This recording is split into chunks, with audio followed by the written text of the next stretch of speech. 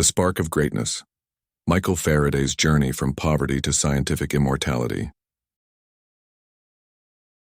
A wisdom story of perseverance, mentorship, and the power of curiosity. In the autumn of 1791, in a cramped cottage in Newington Butts, a small village that would later become part of South London, a child was born who would one day illuminate the world, quite literally. Michael Faraday entered this world not with fanfare or privilege, but into the harsh reality of poverty that would shape his character and fuel his determination for decades to come. His father, James Faraday, was a blacksmith whose weathered hands spoke of countless hours at the forge, yet whose failing health meant that steady work and steady income was never guaranteed. His mother, Margaret, possessed what neighbors called great calm and wisdom, a strength that would become young Michael's anchor through the storms of hardship that lay ahead. She was the kind of woman who could stretch a single loaf of bread to last a week, who could find hope in the darkest moments, and who taught her children that dignity was not determined by the coins in one's pocket. The Faraday household was one of 4 children, all competing for scraps in a world that seemed to have forgotten them. Michael would later recall, with the clarity that only true hunger can provide, being given one loaf of bread that had to sustain him for an entire week. A growing boy, his stomach gnawing with emptiness, carefully rationing each precious crumb, making it last through 7 long days and longer nights. This was not the romantic poverty of fairy tales, but the grinding, relentless kind that breaks spirits and crushes dreams before they can even take root. Yet in this crucible of hardship, something remarkable was being forged. The Faraday family belonged to a small Christian sect called the Sandemanians, a community that believed in the power of faith, simplicity, and mutual support. Every Sunday, young Michael would walk to the modest chapel in Paul's Alley, where he absorbed not just spiritual teachings, but lessons about perseverance, humility, and the belief that every person, regardless of their station in life, possessed inherent worth and potential.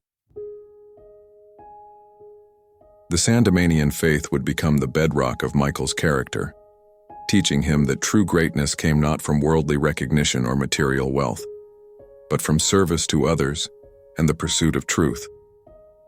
In a world that judged worth by social class and family connections, this small religious community offered a different vision, one where a blacksmith's son could dream of touching the stars. But dreams, as Michael would soon learn, required more than faith. They demanded action, sacrifice, and an unwavering commitment to learning, even when the odds seemed insurmountable. The hunger for knowledge. At the age of 13, when most children from wealthy families were beginning their formal education in earnest, Michael Faraday's childhood came to an abrupt end. Economic necessity forced him into the working world, where he began delivering newspapers for a local book dealer and bookbinder named George Rebow. The irony was not lost on him. Here he was, a boy who had received only the most rudimentary education, learning to read and write in a church Sunday school, now surrounded by books that contained all the knowledge he desperately craved but could not afford to pursue. Most apprentices in Rebow's shop saw the books merely as objects to be bound, their contents as irrelevant as the weather. But Michael was different.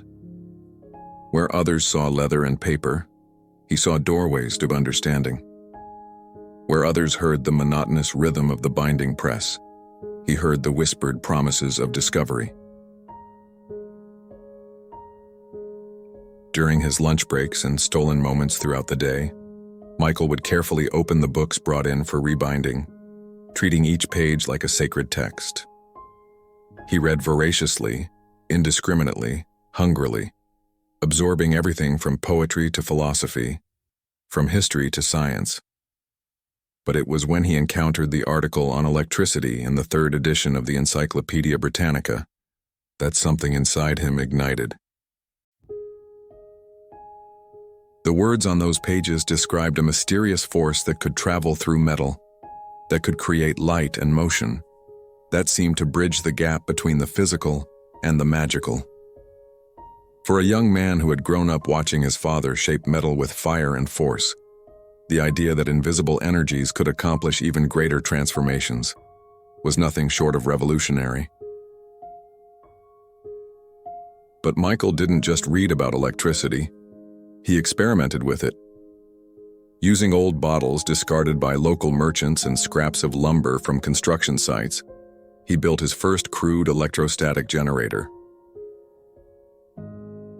A teenage boy, his clothes patched and worn, working by candlelight in a cramped room, carefully assembling a device that most educated gentlemen of the time would have considered beyond their understanding. He constructed a weak voltaic pile, an early form of battery, and began conducting simple experiments in electrochemistry. These weren't the polished demonstrations of a university laboratory, but the desperate, passionate investigations of a young mind that refused to accept the limitations imposed by his circumstances. His fellow apprentices thought him odd, perhaps even touched in the head. Why waste time with such foolishness when there was honest work to be done? But Michael understood something they did not. Knowledge was not a luxury for the wealthy. It was a necessity for anyone who dared to dream of a different life.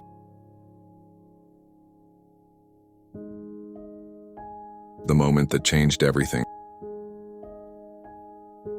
In 1812, when Michael was 21 years old and nearing the end of his apprenticeship, fate presented him with an opportunity that would alter the course of his life forever. One of Reebau's customers, a gentleman who had noticed the young man's unusual intelligence and curiosity, offered him something more precious than gold: tickets to attend a series of chemical lectures by Sir Humphry Davy at the Royal Institution of Great Britain. Sir Humphry Davy was not merely a scientist. He was a celebrity, a man whose discoveries had made him famous throughout Europe, whose lectures drew crowds like a theatrical performance. He was everything that Michael was not: educated at the finest schools, connected to the most influential circles, knighted by the king himself for his contributions to science. To attend his lectures was to enter a world that seemed as distant from Newington Butts as the moon itself. But Michael went. He sat in that grand lecture hall, surrounded by gentlemen in fine coats and ladies in elegant dresses, and he absorbed every word that fell from Davy's lips. More than that, he took notes. Meticulous, detailed notes that captured not just the facts and formulas, but the passion and wonder that drove scientific inquiry.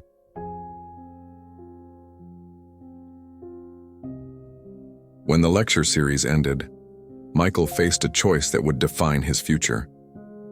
He could return to bookbinding, accept his station in life, and content himself with reading about the discoveries of others. Or he could take a leap of faith that seemed almost impossibly audacious.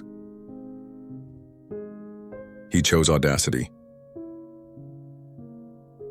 Michael spent weeks carefully transcribing his notes, binding them into an elegant volume that showcased both his bookbinding skills and his scientific understanding. Then, with the kind of courage that only comes from having nothing left to lose, he wrote a letter to Sir Humphry Davy himself. The letter was a masterpiece of humility and determination. Michael didn't presume to claim equality with the great scientist, nor did he make demands or express entitlement. Instead, he simply asked for the chance to serve, to learn, to contribute in whatever small way he could to the advancement of human knowledge. "I am anxious to escape from trade," he wrote, "which I thought vicious and selfish, and to enter into the service of science, which I imagined made its pursuers amiable and liberal." The mentor's dilemma. When Sir Humphrey Davy received that carefully bound volume of lecture notes and read the accompanying letter, he faced his own moment of decision. Here was a young man of obvious intelligence and dedication, but one who came from the wrong class, who lacked the proper education, who had no connections or influence to recommend him. In the rigid social hierarchy of early 19th century England, such barriers were considered insurmountable. Science was the province of gentlemen, not the sons of blacksmiths. The Royal Institution was a place for the educated elite, not for apprentice bookbinders who had taught themselves chemistry from discarded volumes. But Davy was himself a man who had risen above his origins. Born in Cornwall to a middle-class family, he had climbed the social ladder through brilliance and determination. Perhaps he saw something of himself in this earnest young applicant, or perhaps he simply recognized that genius could emerge from the most unlikely places. Initially, there was no position available. Davy filed the letter away, but he did not forget it. Then, in a twist of fate that seemed almost too convenient to be true, one of Davy's laboratory assistants was dismissed for brawling. Suddenly, there was an opening. Davy sent word to Michael. If he was serious about his desire to serve science, there was a position available as a laboratory assistant. The pay was modest, the work would be demanding, and there was no guarantee of advancement. But for Michael, it was as if the gates of paradise had swung open. On March 1, 1813, Michael Faraday walked through the doors of the Royal Institution as its newest employee. He was 21 years old, poorly educated by conventional standards, and completely out of his social depth.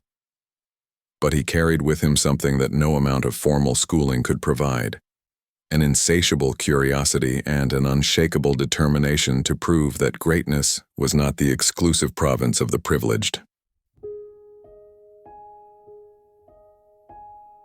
The crucible of character.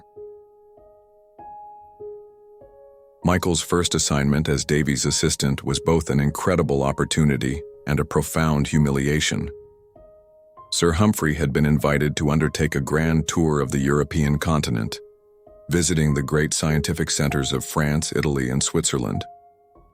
It was a journey that would expose him to the leading minds of the age, allow him to witness cutting-edge experiments, and establish connections that would benefit his career for decades to come. Davy invited Michael to accompany him, not as a colleague or even as a student, but as a servant. Michael would be responsible for managing the luggage, preparing the equipment for demonstrations, and, most degradingly of all, serving as a personal valet to Lady Davy, Humphrey's aristocratic wife. Lady Davy made no secret of her disdain for this arrangement. To her, Michael was nothing more than a common servant who had somehow wormed his way into her husband's good graces. She treated him with the casual cruelty that the privileged often reserve for those they consider beneath their notice, demanding that he perform menial tasks that had nothing to do with science or learning.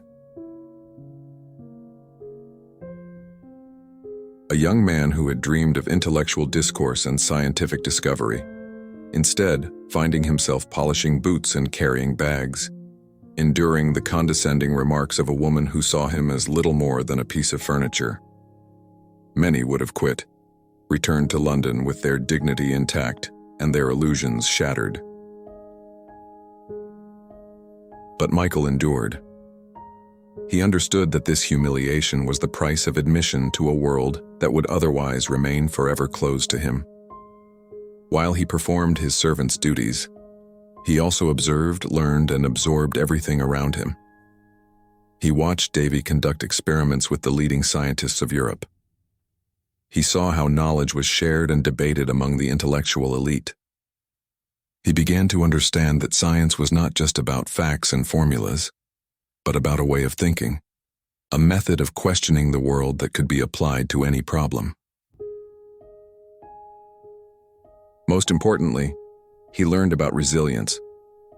Every slight from Lady Davy, every moment of humiliation, every reminder of his lowly status, became fuel for his determination. He would not just survive this experience, he would transform it into the foundation of his future greatness.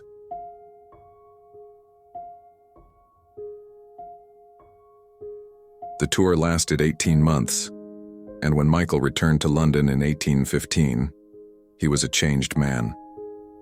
He had seen the wider world of science, had witnessed the passion and dedication of the greatest minds of his generation, and had proven to himself that he could endure any hardship in pursuit of his dreams. The student becomes the scientist. Back at the Royal Institution, Michael threw himself into his work with renewed vigor. Under Davy's guidance, he began to master not just the techniques of experimental chemistry, but the deeper principles that govern the natural world.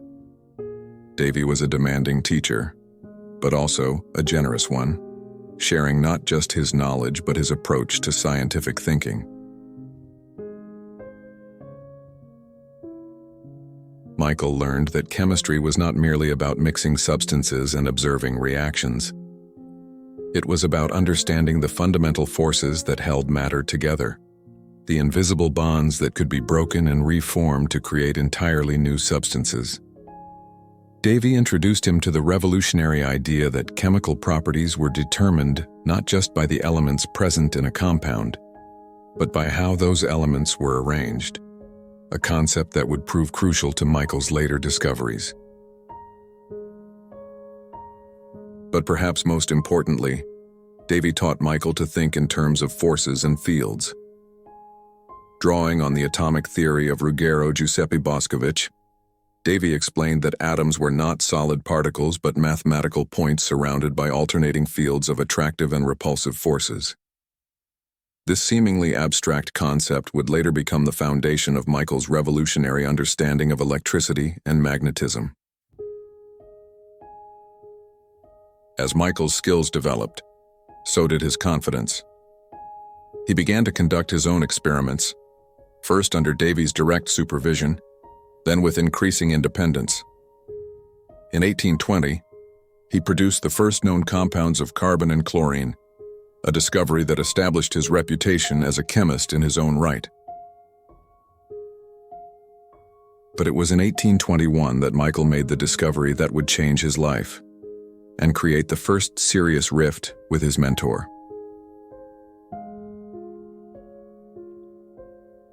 The birth of the electric motor. The year 1821 was a time of extraordinary excitement in the scientific world. Hans Christian Ørsted had recently announced his discovery that an electric current flowing through a wire could deflect a magnetic compass needle, proving for the first time that electricity and magnetism were related phenomena. André-Marie Ampère had followed up with experiments showing that the magnetic force around a current-carrying wire appeared to be circular. These discoveries had set the scientific community ablaze with speculation and experimentation. What was the exact nature of this relationship between electricity and magnetism? Could it be harnessed for practical purposes? Could magnetic forces be used to create motion? Michael approached these questions with the methodical precision he had learned from Davy, but also with an intuitive understanding that seemed to come from somewhere deeper than formal education. If the magnetic force around a wire was indeed circular, he reasoned, then it should be possible to make a magnet move continuously around that wire, or conversely, to make the wire move around a fixed magnet. Working in the basement laboratory of the Royal Institution, using equipment he had largely built himself, Michael constructed a simple but elegant apparatus. He placed a wire carrying an electric current near a permanent magnet, arranged so that the magnetic force would cause continuous circular motion. On September 3, 1821, Michael Faraday created the world's first electric motor. It was a crude device by modern standards, little more than a wire spinning around a magnet in a bowl of mercury.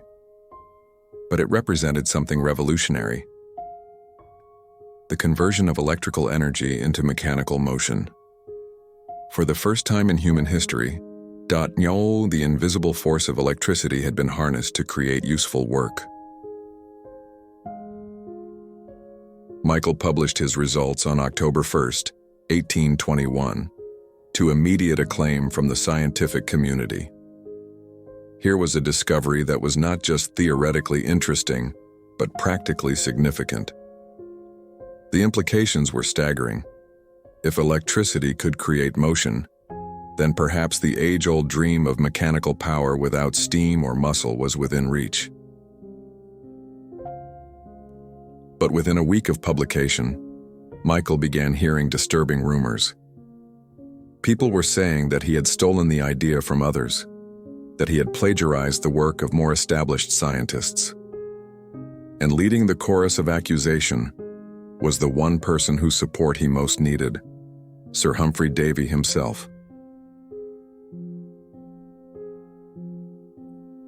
The mentor's jealousy.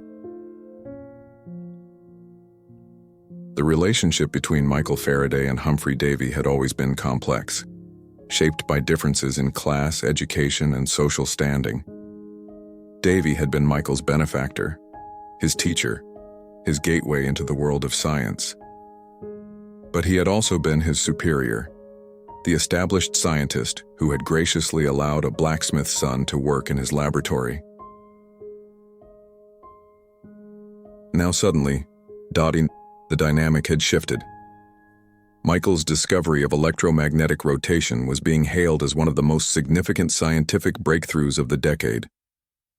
Newspapers were writing about the young assistant who had unlocked the secrets of electricity.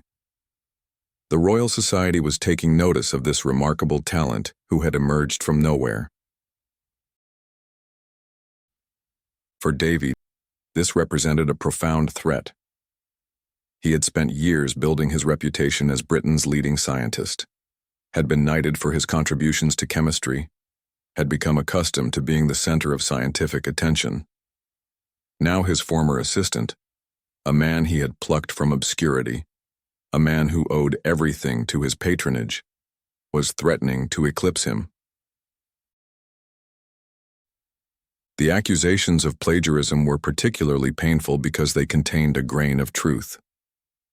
Davy and his colleague William Wollaston had indeed been working on similar experiments, trying to create rotational motion from electromagnetic forces. They had not succeeded, but they had been pursuing the same general line of inquiry.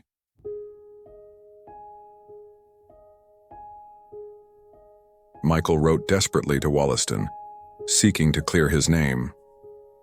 "I am anxious to escape from unfounded impressions against me, and if I have done any wrong, that I may apologize for it." Wollaston, to his credit, responded graciously, claiming to be unoffended and telling Michael that he had no occasion to concern yourself much about the matter. But Wollaston's private forgiveness was not enough to stop the public attacks. Davy continued to question Michael's originality, to suggest that he had appropriated ideas that belonged to others. The man who had once been Michael's greatest supporter had become his most dangerous critic. The situation was made worse by the class dynamics that had always lurked beneath the surface of their relationship. Davy, despite his own middle-class origins, had been fully accepted into the aristocratic world of British science. He had been knighted, had married into the upper classes, had learned to navigate the complex social hierarchies that governed intellectual life. Michael, by contrast, remained an outsider. His accent marked him as working class.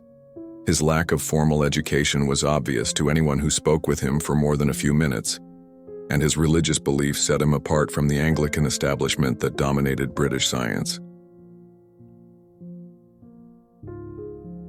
In Davy's mind, Michael's success represented a dangerous precedent. If a blacksmith's son could achieve scientific greatness without the proper breeding and education, what did that say about the natural order of things? What did it mean for the carefully maintained barriers that separated the gentlemen of science from the common masses? The strength to persevere. Lesser men might have been crushed by such attacks, especially coming from someone they had trusted and admired. The scientific world was small and tightly knit. Davy's opposition could have effectively ended Michael's career before it had truly begun. But Michael Faraday was not a lesser man. The same poverty that had taught him to stretch a loaf of bread for a week had also taught him the value of persistence. The same humiliation he had endured as Lady Davy's servant had strengthened his resolve to prove his worth through achievement rather than birth. Instead of retreating or seeking revenge, Michael chose a different path. He focused on his work, allowing his discoveries to speak for themselves. He maintained his respect for Davy as a scientist, even while defending himself against unfair accusations. He understood that greatness was not achieved through conflict, but through contribution. This period of trial revealed the true depth of Michael's character. He could have become bitter, could have allowed resentment to poison his relationship with science itself. Instead, he used the criticism as motivation to work even harder, to be even more careful in his methods, to ensure that his future discoveries would be so thoroughly documented and so clearly original that no one could question their authenticity. The Sandemanian faith that had sustained him through childhood poverty now provided a different kind of strength. His religious beliefs taught him that true worth came not from worldly recognition, but from service to truth and humanity. The attacks on his reputation were painful, but they could not touch the deeper satisfaction he found in understanding the natural world. Michael also drew strength from his marriage to Sarah Barnard, whom he wed in 1821 at the height of the controversy. Sarah was a fellow Sandemanian, a woman who understood his values and supported his dedication to science. She provided the emotional stability and domestic peace that allowed him to focus on his research, despite the professional turmoil surrounding him. The triumph of persistence. As the 1820s progressed, Michael's reputation gradually recovered and then soared. His continued discoveries in chemistry and physics made it impossible for even his critics to deny his genius. In 1825, when Davy's health began to fail, Michael was appointed director of the laboratory at the Royal Institution, a position that effectively made him Davy's successor. The irony was not lost on either man. The assistant, who had once been accused of stealing ideas, was now leading the institution where those accusations had been made. But Michael handled his elevation with characteristic grace, never gloating over his former mentor's decline, never using his position to settle old scores. In 1831, Michael made perhaps his greatest discovery: electromagnetic induction. He found that a changing magnetic field could induce an electric current in a nearby wire, effectively reversing his earlier discovery of electromagnetic rotation. If electricity could create magnetism, then magnetism could create electricity. This discovery laid the foundation for the modern electrical age. Every generator that powers our cities, every transformer that steps voltage up or down, every electric motor that drives our machines, all trace their lineage back to that moment in 1831 when Michael Faraday first observed the mysterious dance between electricity and magnetism.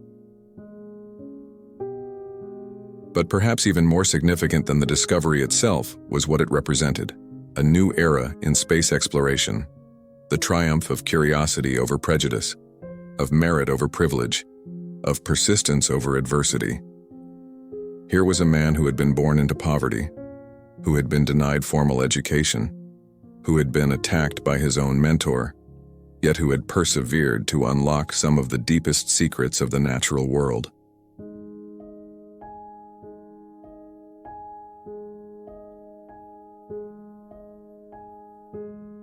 As Michael's fame grew, he never forgot the struggles of his early years or the importance of sharing knowledge with others. In the mid-1820s, he founded two institutions that would become legendary in the world of science education: the Friday evening discourses and the Christmas lectures. The Friday evening discourses were designed to bring cutting-edge science to the educated public, to break down the barriers between researchers and the broader community. But it was the Christmas lectures that truly revealed Michael's character and values. These lectures were specifically designed for young people, particularly those from backgrounds similar to his own. Michael understood that there were countless bright minds trapped in poverty and ignorance, young people who possessed the same curiosity and potential that had driven him, but who lacked the opportunities to develop their talents. Standing before audiences of children and teenagers, Michael would demonstrate the wonders of science with the same passion and clarity that had once captivated him in Davy's lectures.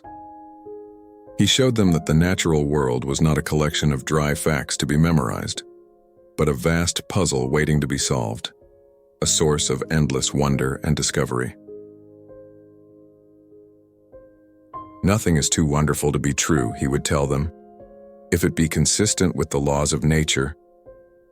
This was more than a scientific principle.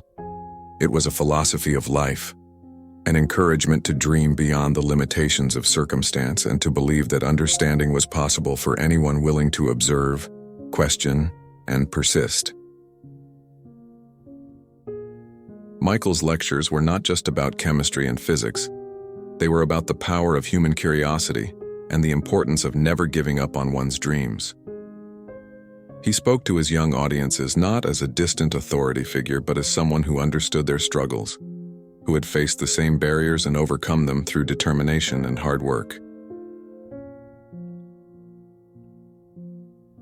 The humble giant. Despite his growing fame and influence, Michael Faraday remained remarkably humble throughout his life. He was twice offered the presidency of the Royal Society, the highest honor in British science, but declined both times. He publicly stated that he would not accept a knighthood, believing that such worldly honors were inconsistent with his religious principles and his commitment to science for its own sake.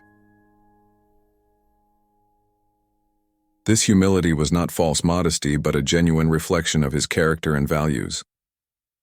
Michael understood that his discoveries were not personal achievements but contributions to the collective human understanding of the natural world. He saw himself not as a great man, but as a faithful servant of truth, someone who had been blessed with the opportunity to glimpse the hidden workings of creation. His laboratory notebooks reveal this attitude clearly. They are filled not with boastful claims or self-congratulation, but with careful observations, honest admissions of uncertainty, and genuine excitement about the mysteries yet to be solved. Even his greatest discoveries are recorded with the matter-of-fact tone of someone who sees himself as merely the instrument through which nature reveals its secrets. This humility extended to his relationships with others. Despite the attacks he had endured from Davy, Michael never spoke ill of his former mentor. He understood that Davy's jealousy came from human weakness, not malice, and he chose to remember the positive aspects of their relationship rather than dwelling on the painful conflicts. When young scientists sought his guidance, Michael was generous with his time and knowledge, just as he hoped others would be with the next generation. He understood that science was not a competition, but a collaboration across time, with each generation building on the discoveries of those who came before. The final years and eternal impact. As Michael aged, his mind began to show the effects of a lifetime of intense intellectual labor. He suffered periods of memory loss and confusion, a cruel irony for a man whose greatest gift had been his ability to see connections that others missed. But even in decline, his essential character remained unchanged. In 1858, Queen Victoria provided him with a Grace and Favour house at Hampton Court, a recognition of his contributions to British science and a comfortable retreat for his final years. He died there on August 25, 1867, at the age of 75, surrounded by the books and instruments that had been his constant companions. But Michael Faraday's true legacy was not in the honors he received or the positions he held. It was in the fundamental transformation of human understanding that his discoveries had made possible. The equations that James Clerk Maxwell developed to describe electromagnetic phenomena were built directly on Michael's experimental work. The electrical age that followed, with its lights and motors, its telegraphs and radios, its computers and smartphones, all trace their origins to that moment when a blacksmith's son first made a wire spin around a magnet. More than that, Michael's life story became a testament to the power of human potential. He proved that greatness was not the exclusive province of the privileged, that curiosity and determination could overcome any barrier, that the most profound discoveries could emerge from the most humble beginnings.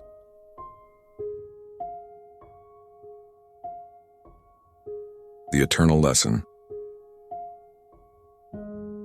Today, as we flip a switch to illuminate a room or start a car with an electric motor, we are witnessing the practical application of principles that Michael Faraday discovered nearly 2 centuries ago. But the deeper lesson of his life transcends any particular scientific achievement. Michael Faraday's story teaches us that every person, regardless of their background or circumstances, possesses the potential for greatness. It shows us that mentorship, even flawed and complicated mentorship, can open doors that would otherwise remain forever closed. It demonstrates that setbacks and criticism, rather than destroying us, can become the fuel for even greater achievements. Most importantly, it reminds us that true success is not measured by wealth or status or recognition, but by the contribution we make to the sum of human knowledge and happiness. Michael Faraday died a relatively modest man by the standards of his time, but his discoveries continue to light the world and power our civilization. In our own lives, when we face obstacles that seem insurmountable, when critics question our abilities, when the path forward seems unclear, we can draw inspiration from the boy who stretched a loaf of bread for a week and grew up to unlock the secrets of electricity. We can remember that curiosity is more powerful than privilege, that persistence can overcome prejudice, and that the spark of greatness lies within each of us, waiting only for the courage to pursue it. The story of Michael Faraday is ultimately a story about the triumph of the human spirit. It reminds us that in a world that often seems divided by class and circumstance, the pursuit of truth and understanding can unite us all. It shows us that the greatest discoveries come not from those who have everything handed to them, but from those who refuse to accept the limitations that others would impose upon them. And perhaps most importantly, it teaches us that the true measure of a life is not what we achieve for ourselves, but what we make possible for others. Michael Faraday's greatest discovery was not electromagnetic induction or the electric motor. It was the proof that anyone from any background can contribute to the grand human project of understanding our universe. In the end, that may be the most inspiring lesson of all, that each of us carries within ourselves the potential to light up the world, if only we have the courage to let our curiosity shine.